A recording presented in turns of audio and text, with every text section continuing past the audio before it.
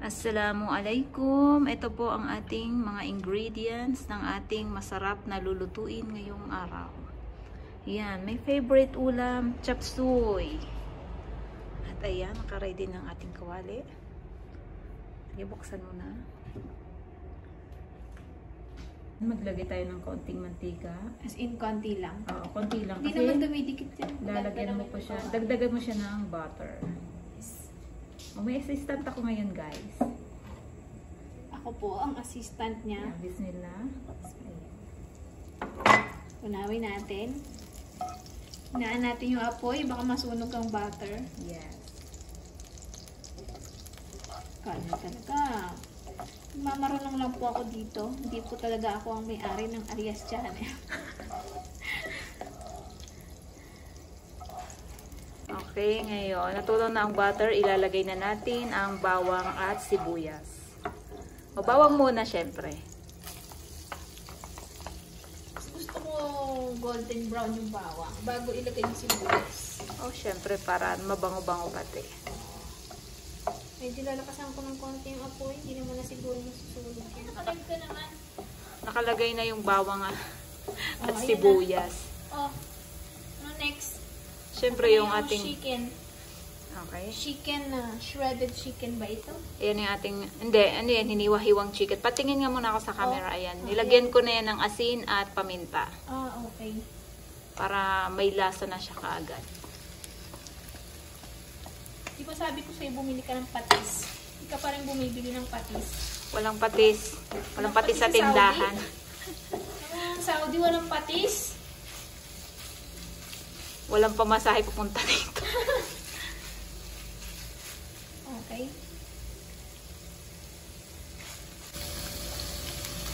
Dito lang tayo sa tatlong maliliit na butas, makamasobrahan. Yan.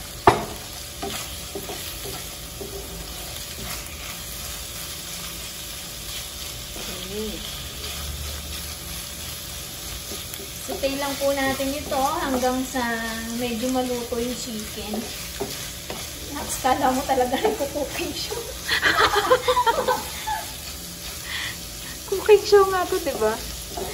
Hindi. Wala kasi akong experience, First time ko magganito.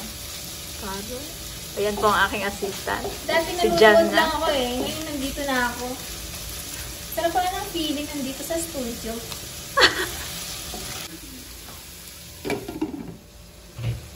Ang bango!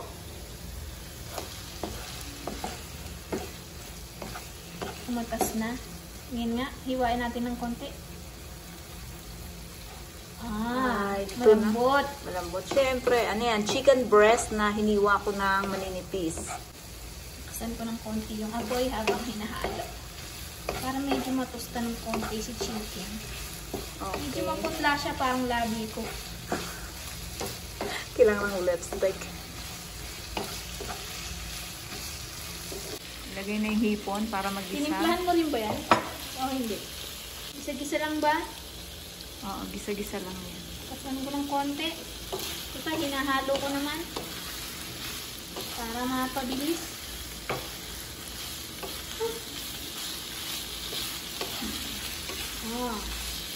Kung naririnig nyo lang ang tunog ng kawali, napakatahimik niya dahil non-stick yung kawali ni Madam.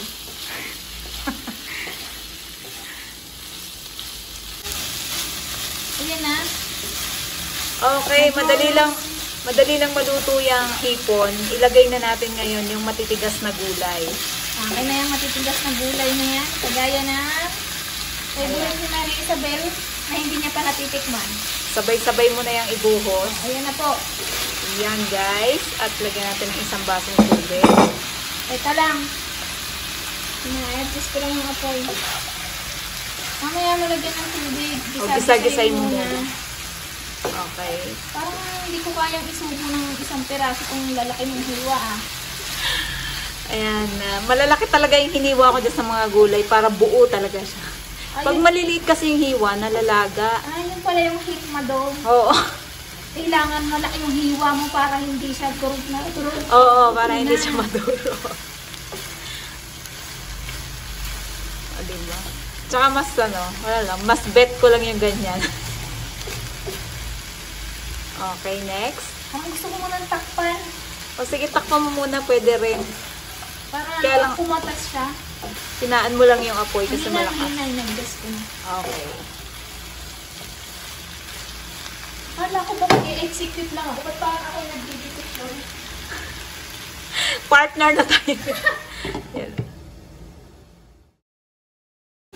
Pero, Ayan.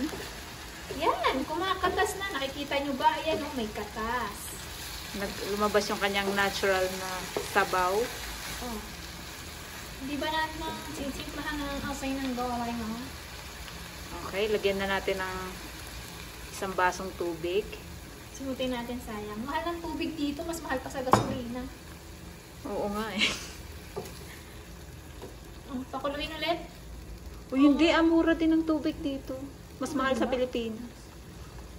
Hindi, ilagay mo na yung yung magic nating Knorr cubes, chicken Knorr cubes. Okay. Lagay mo na yung chicken Knorr cubes, hati-hatiin mo lang. Di ba meron akong assistant, guys? Kasi ako yung nagbe-video. Oo nga.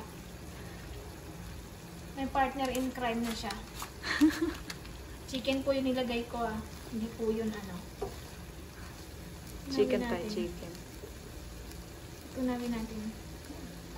Ayan. Tapos, takpan muna natin. Yan, ganyan lang yung sabaw.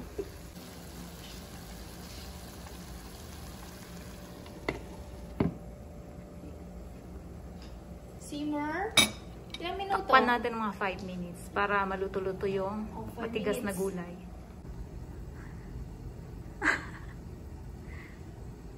Buksan mo ng ating mahiwagang kawali.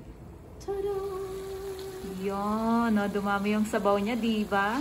Ang unti lang ng sinabaw natin, isang basong maliit lang. Ngayon guys, haluin lang natin. Saglit. Haluin. Haluin daw. I-check mo check natin yung tangkay ng broccoli. Yan yung pinakamatigas. Yung broccoli, yung green. Sabi ko nga, broccoli yung green. Matigas pa? Matigas pa. Okay. Subukan ko nga natin. Ay, hindi ko sinubo yung sandok hindi. Malambot Kaya na? Okay. Sige, ilagay na natin yung bell pepper. Ha? Bell pepper, yellow, red, and green. Nabulunan ako ng laway ko.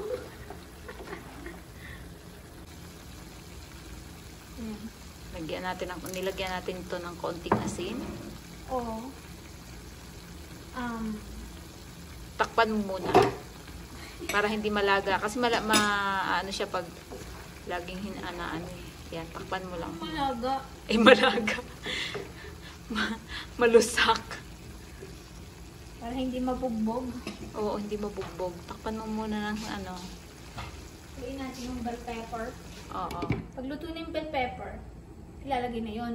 Hindi. Yung hindi na masyadong luto. Kasi madali rin maluto itong Repolyo. repolyo. Yan, pechay na naman ang nasa isip ko. Ano ba yun? Pero mas masarap kasi pag half cook lang siya. Ang gusto ko kasi sa gulay yung half cook lang eh. Yung hindi siya malaga. Diba? Ma-crunchy-crunchy kapag ninuya. Ayan. Antayin lang natin. Takpan natin to ng mga 1 minuto, guys. Fresh lang naman ito. Ayan. Nilagyan na natin yung cornstarch ng tubig. Ito yung pampalapot ng ating sabaw. Ngayon guys, ay ilalagay na natin ang repolyo. Puti naman, tumama na. Okay. Mashallah, ang bango. Ang bango talaga pag ginagamit pang gisa yung butter. Siyempre, butter yun.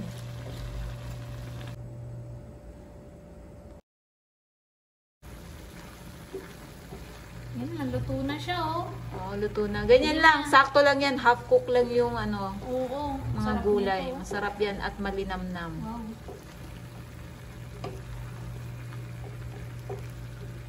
Okay, na. Okay, na sige. yung Patayin mo na yung ating mahiwagang... cornstarch. Ay! Patayin. May cornstarch pa nga pala. Sorry, guys. So, ito po yung ating cornstarch. Mampalapot ng sabaw. Lulutuin pa natin ng konti itong cornstarch, eh. Oo.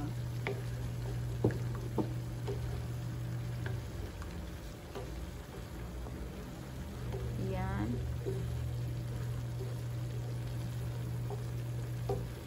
Mashallah. Ayan, nakita niyo nagbago na yung consistency ng sabaw niya. Hindi na siya sabaw, sauce na. Okay. Sarsa na pala, sarsa. Oh, sarsa na siya. Okay na, luto na po yan. Luto na rin po ang sabaw natin. Okay, sige. Maaari mo nang patayin ang ating mahiwagang apoy. Ayan. Paibabawan mo rin yung ating mga magagandang hipon dyan. Hipon? Maganda? Masarap. At masarap. Masarap Siyempre, yung na broccoli hipon. nating ano. Ngayon lang ako magsandok ng pang ano eh. Lalabas sa ano. Lagyan mo na ng kayo ano, dyan. yung gulay. Yan, yung gulay. Yung broccoli. Sa akin yan, love it. Bismillah.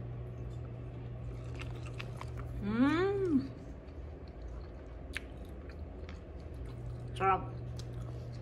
Sarap, guys. Sige. Bakit naka-chopstick tayo? Isa pa nga, isa pa nga, isa pa nga. Oops, marunong ako. Sarap ah. Sa akin na to ah. Hanggang dito na lang, guys, ang aming live cooking. Dahil kakain na kami. Salamat sa inyong panonood. Shout out sa inyong lahat, 8 million viewers. At see you tomorrow, inshallah.